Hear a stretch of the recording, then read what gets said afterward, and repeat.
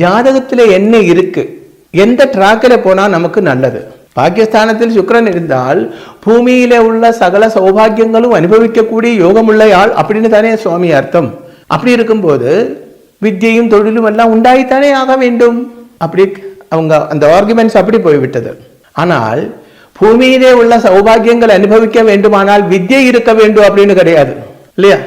படிப்பறிவே இல்லாத எத்தனையோ பேர் இங்க நாட்டில பெரிய பெரிய ஸ்தானங்கள்ல மினிஸ்டர்மாராக எல்லாம் இருந்திருக்காங்க, சகல சுகபோகங்களும் அனுபவிச்சிருக்காங்க. இப்பவும் இந்தியாவில் பல பேரும் அப்படி இருக்காங்க. அப்ப அந்த சுகபோகங்கள் நமக்கு கிடைக்க வேண்டுமானால் படிப்பறிவு இருக்க வேண்டும் அப்படின்னு கிடையாது.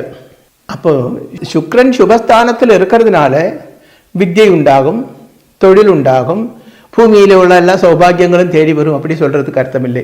12 ராசிகளும் 12 விஷயங்கள் தான். 12 விஷயங்கள் அல்ல, ஏகப்பட்ட விஷயங்கள் எடுத்து காட்டுறாங்க.